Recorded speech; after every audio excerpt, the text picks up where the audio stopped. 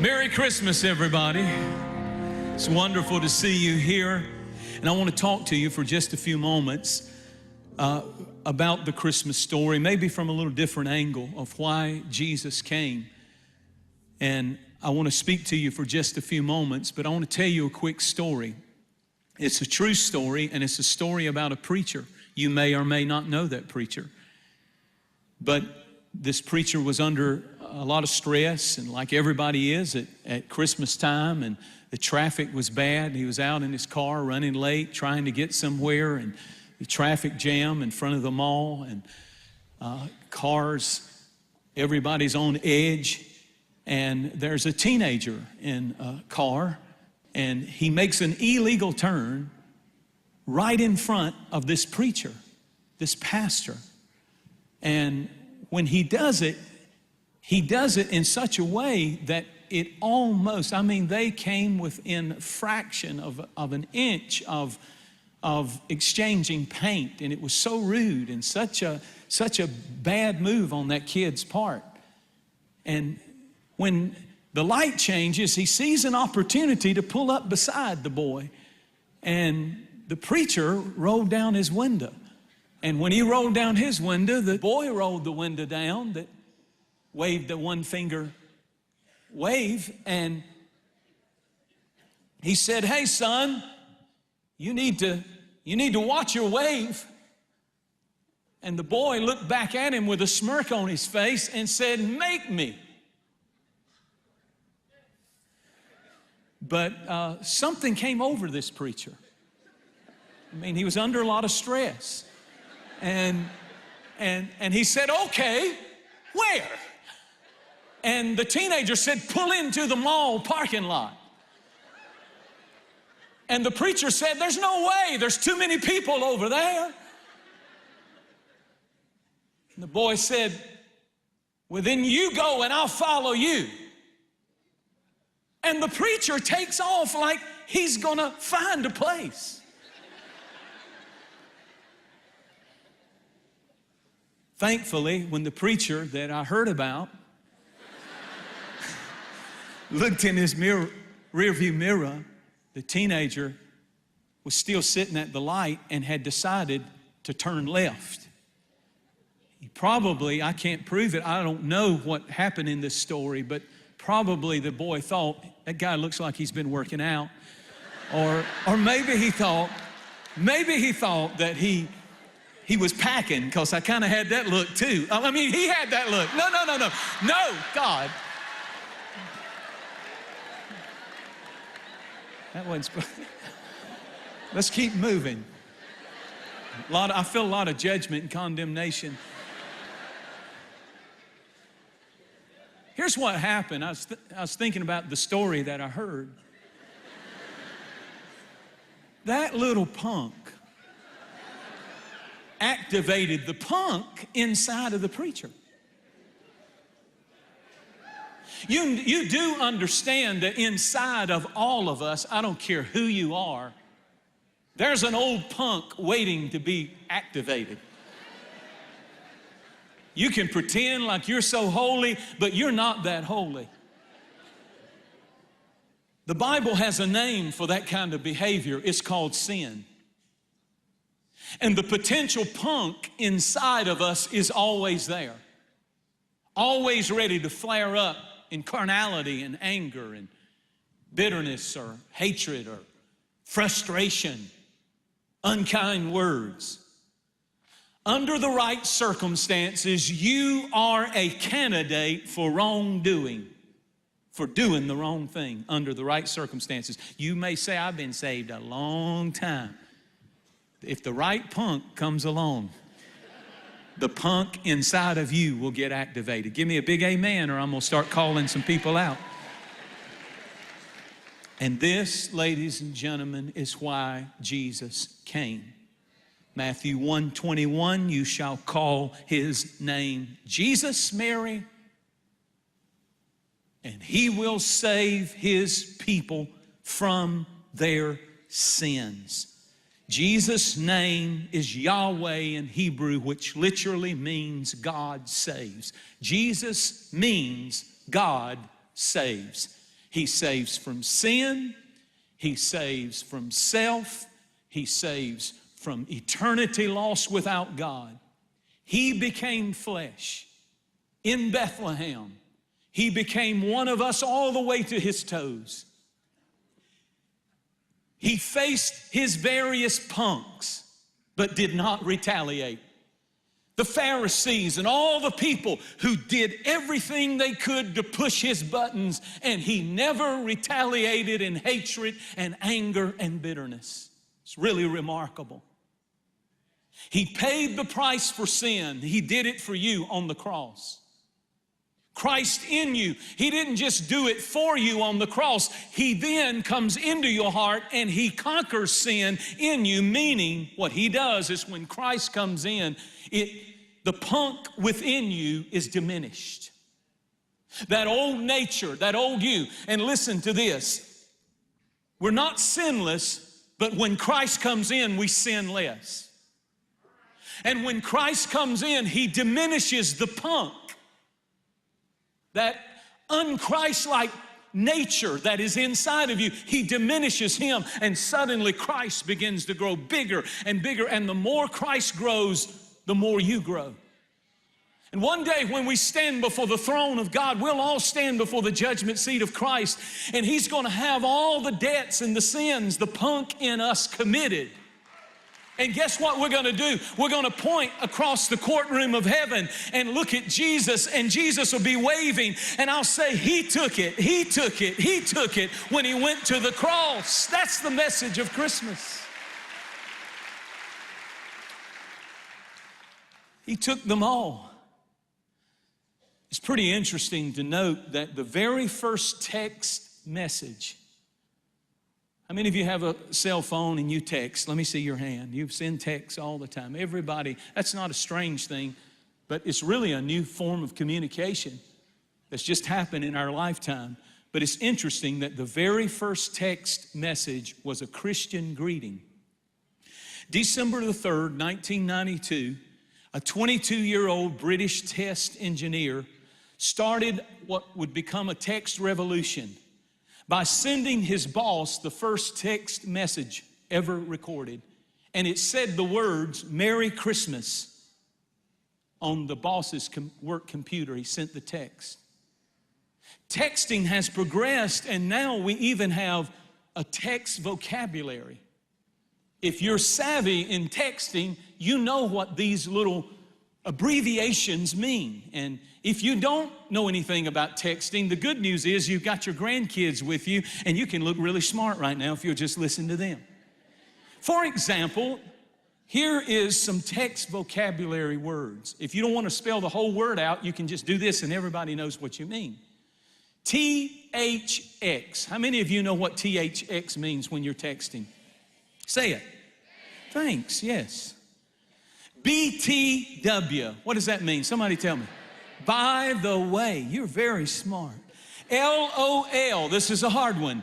Laugh out loud. FYI. For your information. How about IDK? Anybody know that one? Yes, you do know. You just said it. I don't know. And I looked this one up. I was surprised to find this one. You may or may not know this one. JIA. Anybody know what that means? I don't think so. It means Jentezen is awesome. That's a real, or it could mean Jesus is awesome. Probably be better. Just happened to think about that. Texts are good. Voicemails are good. But really, that's not communicating. There was a husband and a wife, and I tell you this in closing. There was a husband and a wife who were having a rough time in their marriage. They had 2 small children. Mother stayed home and was stressed and just had hit a mental wall and was depressed. And just said, I can't take it anymore. And she left a note. She didn't tell her husband where she was going. She left him with the 2 children, but she had her cell phone, and he started sending her text, started sending her messages. I love you. come home, I love you, come home. He would call her, and sometimes she would answer, sometimes she wouldn't. He would leave messages on her voicemail, but other times he said that he would just call her and he would hear her sobbing. He didn't know where she was. He didn't know how to find her. Christmas was approaching, and it was a few weeks before Christmas, and the husband decided to take a greater step, and he hired a private detective. The private detective began to use his connections and traced where the phone's messages were being responded from when she would send a brief response saying, I'm okay, or something like that. And he told the husband where his wife was. On Christmas Eve, they went to this roach-infested, terrible, very low-budget hotel on the rough side of Las Vegas.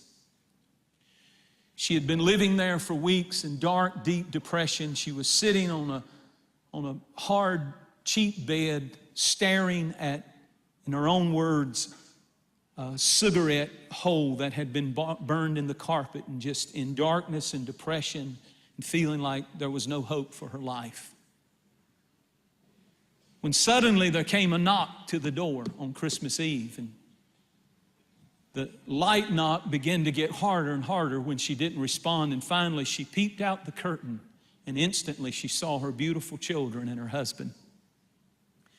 And she could hardly get the chain off of the door quick enough, and she threw the door open and threw her arms around her husband and her children and was weeping and crying. And while she was doing it, it's almost like she was packing her bags already. And not a word had to be said or an invite, please come home. She was with it. They go home, they had Christmas, and a few weeks later, the tree is back up in the attic, the kids are back in school. And the husband says to his wife, tell me, what happened? Why did you decide to come home? I sent you hundreds of texts. I sent you numerous phone messages and left them and told you and begged you how much I loved you and wanted you to come home, and you wouldn't do it. And she said, they were only words until you came. God sent the law, He sent the 10 Commandments, He sent the prophets, He sent angels with messages, He sent the Old Testament prophets, He sent the major and minor words, but they were just words until in Bethlehem He came. And when He came, suddenly those words took on a deeper meaning. 2,000 years ago, Jesus said, I can't just send words. Jesus came to save that which was lost.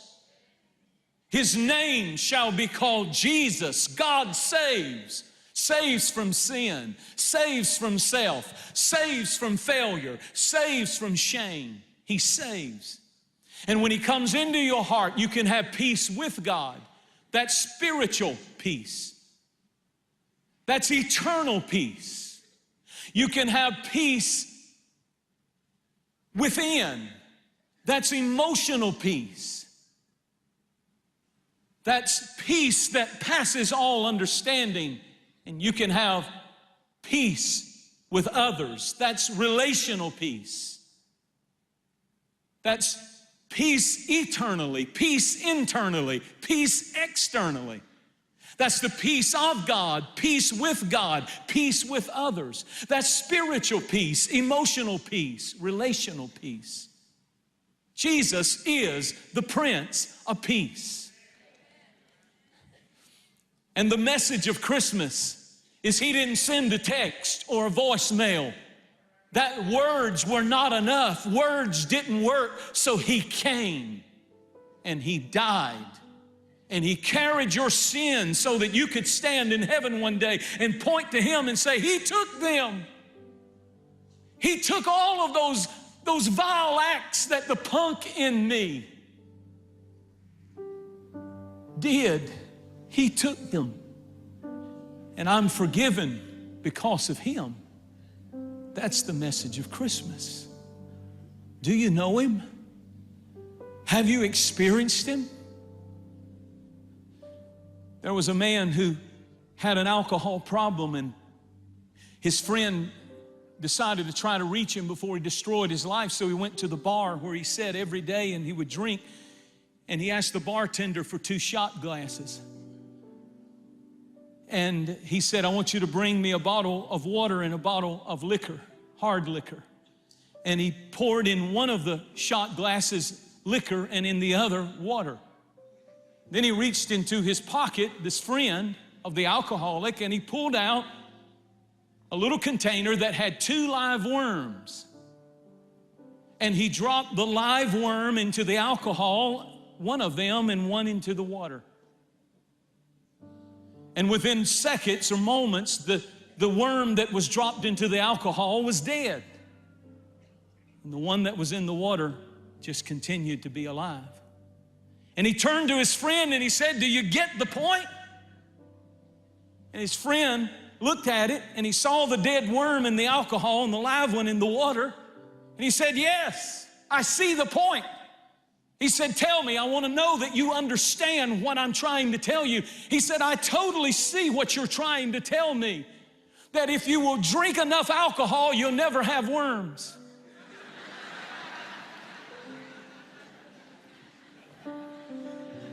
I wonder how many people see Christmas, but they miss the point. They see the lights, they see the trees, they see the gifts, but they miss the point. The tree is to remind you of Calvary. The lights are to remind you that Jesus is the light in a dark, dark world. The gift is to remind you that God gave His greatest gift on the cross for you. And if you're not careful, you'll see what's going on and miss the point. And the point is, Jesus came to save you from your sin.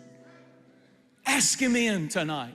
Let Him bring light into your darkness. Let Him give you peace with God, peace within, and peace with others. And start all over again today in Jesus' name. And that's what this candle represents.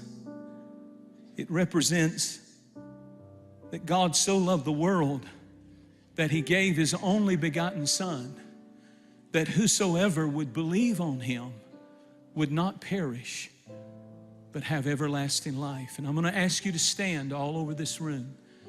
And I want you to thank God and worship. You really can't have the joy of Christmas without the worship of Jesus. Give me a big amen right there. And so take a moment in this candlelight service and from your heart, worship Him. He took your sins away. We are standing on holy ground, and I know, sing it like a big choir, church. There are angels all around. Oh, let us praise. He's worthy, yes He is. Praise Jesus now. We are standing in His presence. Say it again. We are standing in His presence. Say it again. We are standing in what a privilege. His presence. By the blood of the Lamb.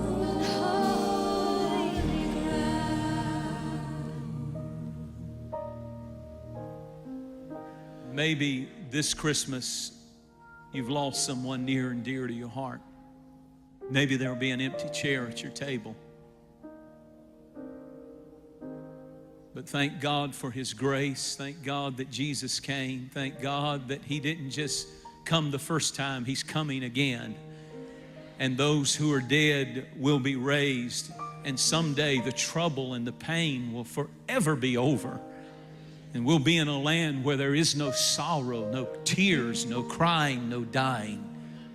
That place is called heaven, and you can go if you invite Jesus into your life. I'm going to give you that chance right where you're standing, wherever you're viewing this. You don't have to wonder and hope. You can know that Jesus is your Savior. Jesus means God saves. Let Him save you. Pray this prayer, everybody, out loud. Lord Jesus, I surrender. I give you my heart. I give you my life. I give you my body. I am so sorry. I'm ashamed, but you love me. And you cleanse me. And you totally forgive me. And I receive that forgiveness. It comes through your precious blood. It washes me clean. And I am saved. I am forgiven. And when I stand before the throne in eternity, I'm going to point across the room. And I'm going to say, He took my sins away. He paid the bill. Thank you, Jesus, for your amazing grace.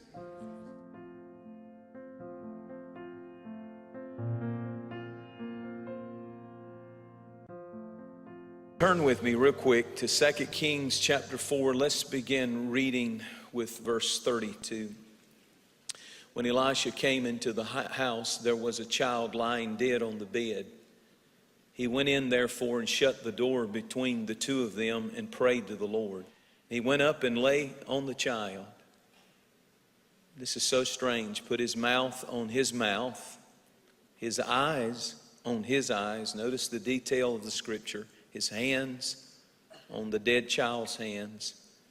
He stretched himself out on the child.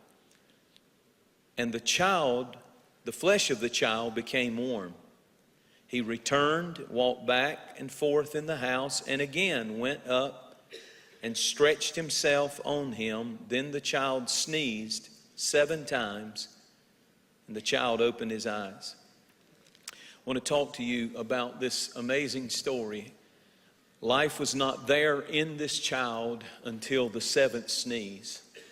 Life did not come until the child sneezed, not 1 time, not 3 times, not 5 times, but 7 times.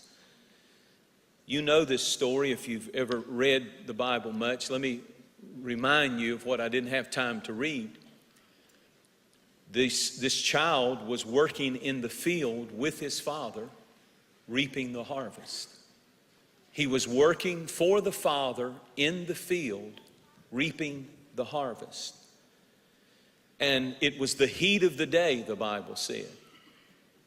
And the child had something happen mentally to him. The sun, many believe, the sun caused a sunstroke, probably is what happened.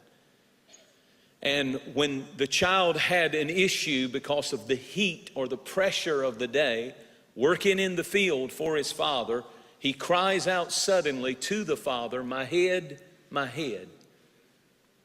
And the father said, "Take him to his mother." She takes him, and it feels lifeless, but take him to the seat of his origin. Take him back where the child in him can be resurrected. A lot of Christians are crying, "My head, my head." The pressures of life, the irritants of life, the sun, so to speak, beating down on them.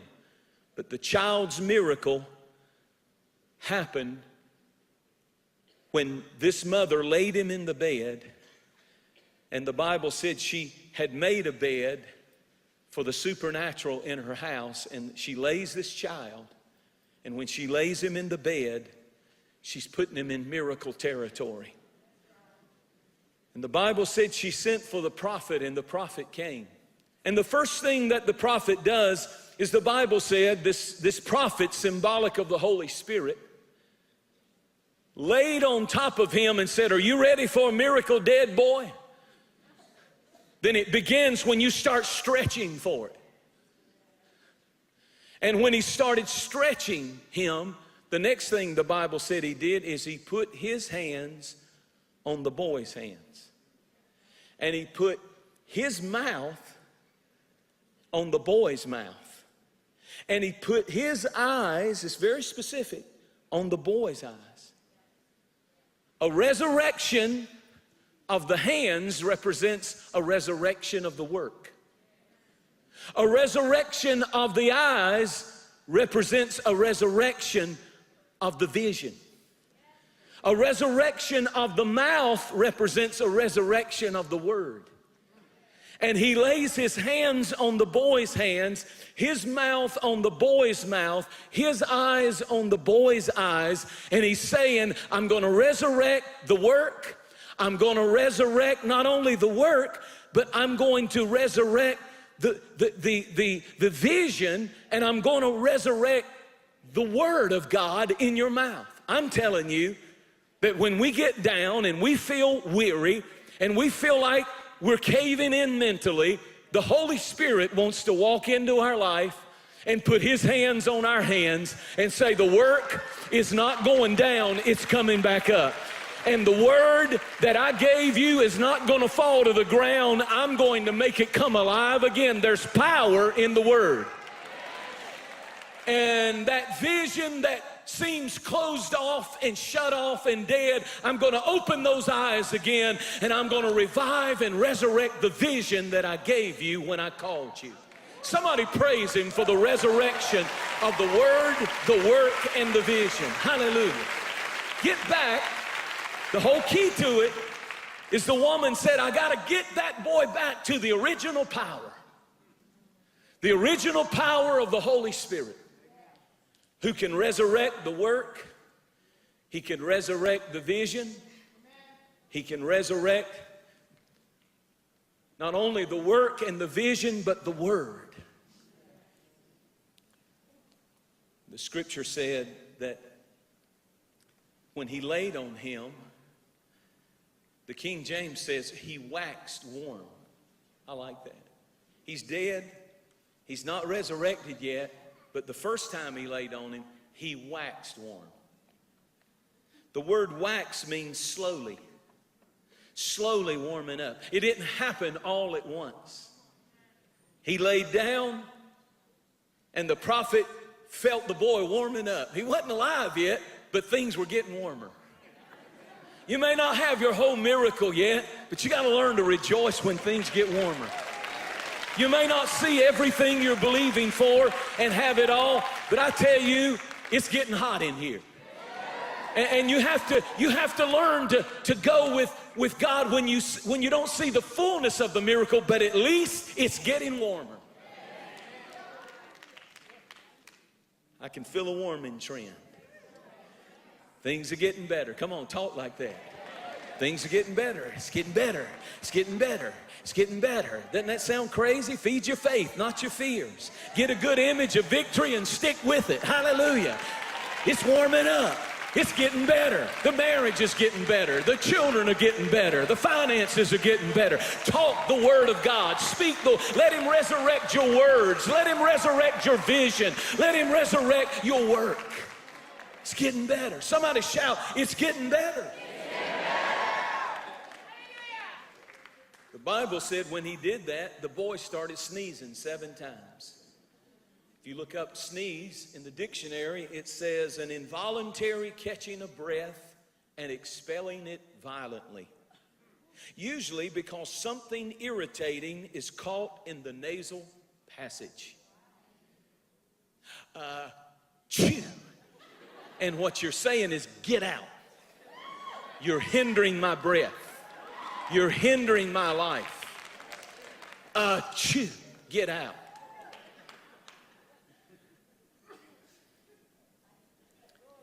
And there were seven 7 sneezes in the book of Acts. The church started out powerful, on fire, winning thousands and thousands of souls, turning cities and the world upside down, signs and wonders and miracles and power and glory. But then something started hurting the body of Christ and its ability to breathe in the wind of the Holy Spirit.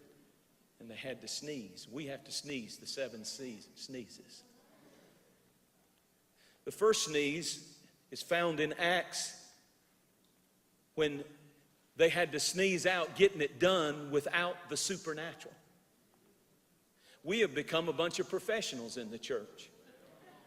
We think that if we're smart enough and we're programmed enough and we're pretty enough and we're cute enough and our lights are good enough and our musicians are cool enough and our buildings are big enough and pretty enough and prestigious enough that we can get the job done, but we can't get the job done without the supernatural power of the Holy Spirit. Now notice this. The second sneeze is found in Acts chapter 4 when they said, don't you preach in that name anymore. And I think it boils down to this, that you have to decide if you're going to be totally accepted in this day and time. Because if you're a true born-again believer who's doing everything you can to obey that book and live right, you don't fit in with this world. And you will not be totally accepted by people in the world. They will talk about you. They will make fun of you. They will persecute you. Then we see another sneeze, the sneeze of greed, the kingdom of thingdom, money, material possessions. Get so blessed you can't even tithe anymore because you're making so much money and you're afraid you give God too much. The one who give God a portion of your tithe lest he be displeased with you and give you a tithe in proportion of your giving. And vice versa. Give and it shall be given unto you. I've never seen the righteous forsaken or his seed begging for bread. I'm not afraid of famine. I'm not afraid of earthquake. All you people listening down in Florida, God has never failed you. Don't you worry. I know it's hard. I'm not making light of what you're going through, but I'm just telling you, man is not your source. The company is not your source. You're going to have to go back not to the brook and not to the widow. You're going to have to go back to your source. Your source was never the brook. Your source was never the birds. Your source is God, and God never runs out. He will supply all your needs according to his riches and glory. Somebody needs to hear that. Give him a great praise. I'm going to keep preaching, but give him a great praise. The fourth sneeze is murmuring. The Bible said the people started murmuring in the book of Acts. I think it's the 6th chapter, because some of the Jewish widows were getting treated better than the Gentiles, and they had this thing going on, and they were murmuring, just complaining, talking down. You want to get the life of God back in you? Stop murmuring. Stop complaining. Stop whining. Would you like some cheese with your wine? Stop whining. Winos in the church. Just whine all the time. God don't want to hear it. He left a long time ago.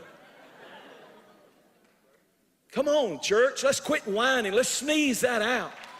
We've all had hard times. We've all gone through struggles. It may be dark. It may be tough. It may be hurtful. But you know what? You don't start talking and murmuring and complaining and finding fault. You throw your hands up and you praise the God who can change things.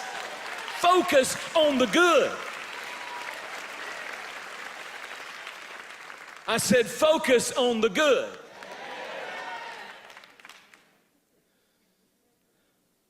Paul said, I think myself happy. Isn't that a great verse? I think myself happy. You keep on murmuring, you're going to think yourself depressed, fearful, discouraged, tore up from the floor up, quit murmuring and start being thankful for what you do have. The fifth one is fear. The Bible said that they were persecuted and they were fearful.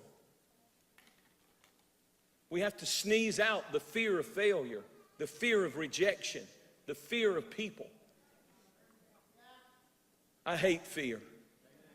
I've had to fight it my whole life. I do every time I walk to the pulpit. But I have found that fear is never, ever going to encourage me if I give a voice to it and listen to it. You have to shake it off, and you have to go in confidence and in faith, knowing the Lord is with you. Let me give you another one. In Acts chapter 10, it's the six knees. You know what it is? Prejudice. Cornelius is praying, and he's a Gentile, and Peter says, I can't associate with certain people who are not of my nationality. Prejudice had gotten in the church, but God gave Peter a dream, and he saw all of the things that were supposed to be unclean, and God said, kill them and eat. And he had to have that dream several times, and by the time that God got through with him, he understood, because somebody was knocking on his door saying, there's somebody that has seen an angel, and they sent me to tell you to come to my house. He perceived, this is of the Lord. What God calls clean, let no man call unclean. We got to sneeze prejudice out of the church. We got to sneeze this. You are not superior to anyone because of the color of your skin. You are not inferior to anyone because of the color of your skin. You've heard me. I've told you before. I went and preached for a large church in Atlanta one time, and I'll never forget walking in. And just me being white all my life, being raised in, I can't help it. And I walk into this church, and all I've ever seen is white Jesuses, on the little picture frames, and sweet, blonde-headed, blue-eyed Jesus in sandals, and hippie Jesus. You know the one I'm talking about. That's all I've ever seen. And I walked into this black bishop's office, and he had a black Jesus. Big old, the biggest picture of Jesus I've ever seen, almost as big as that screen. And it was a black Jesus with jerry curls. And it threw me for a loop. I tried not to, but freaked me out a little bit. Then I went on a mission trip one time to Mexico and preached, and this Hispanic pastor had a Jesus with a sombrero on in his office. I'm like, well, would the real Jesus please stand up? He's all of them. He's all of them. He's all of them. He died for all of us. And prejudice has no place in the body of Christ, in the church, in the kingdom, and in our nation.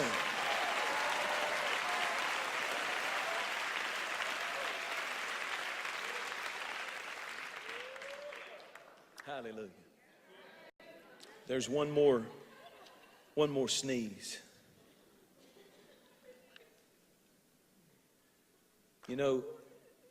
It's called doubt. And the Bible said that when Peter left the house, he left doubting nothing in the vision. When he sneezed that doubt out, when we sneeze doubt out, Paul said in Corinthians, I will come to vision. I don't hope so, I don't wonder. He said, I shall come to vision. There comes a place, if you walk with God and He's giving you a vision, it goes through death. You don't have a vision if your vision hasn't died. It goes through death. It goes through burial. And that's where most people give up, walk away, and say, I miss God. But if you've really got a vision, something in you holds on. Because it doesn't just go through death and burial, but it will come to resurrection. And when it comes up and you finally are standing in that place, you're not enthralled and you're not impressed with that place like you would have been had God given it to you on a platter. It's something about the fact that when you do stand in your place of destiny, it's not the place that you are amazed by, it's the God who put you there that you're amazed by. He doesn't want you caught up in your stuff. He wants you caught up in Him for His glory. And I'm praying for the seventh sneeze, that you would leave this room doubting nothing. I'm walking by faith, not by sight. I'm not doubting. God has spoken to me, and He will bring it to pass. My children will be saved. My body will be healed.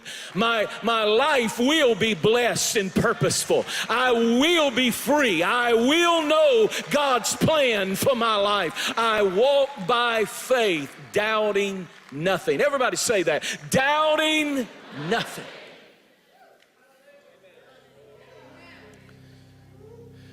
The Holy Spirit right now is laying His hands on your hands to resurrect the work.